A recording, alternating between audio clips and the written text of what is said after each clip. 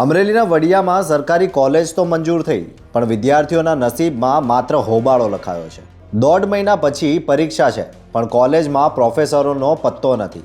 અમદાવાદથી 3 પ્રોફેસરના ઓર્ડર થયા હોવા છતાં એક પણ પ્રોફેસર હાજર નથી।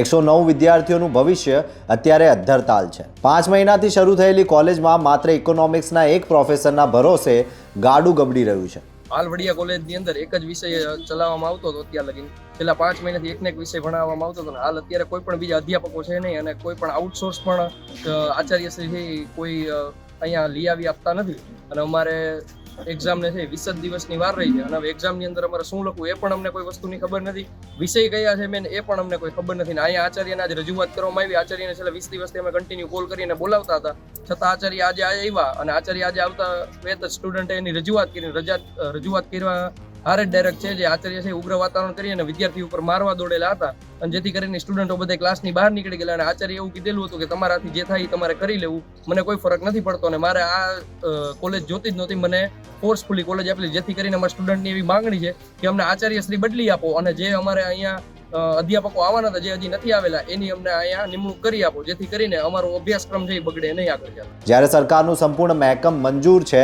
તો પછી ઇન્ચાર્જ પ્રિન્સિપાલ કેમ ભરતી નથી કરી રહ્યા? આર્ટ્સ અને કોમર્સના વિદ્યાર્થીઓનો એક જ સવાલ, અમારું ભવિષ્ય ધૂંધળું કેમ?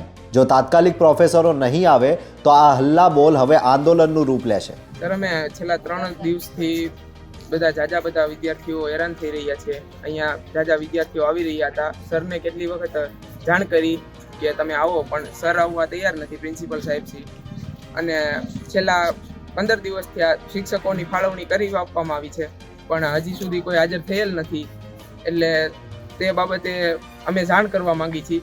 એટલે પ્રિન્સિપલ સાહેબશ્રી ઉગ્ર થતા સ્ટુડન્ટો દ્વારા અહેવાલો બતાવવામાં આવ્યો। ડિગ્રી તો મળશે પણ જ્ઞાન ક્યાં? વડિયામાં શિક્ષણની સાથે મોટું મજાક થઈ રહ્યું છે। જોતા રહો ગુજરાત વંદન। ધન્યવાદ।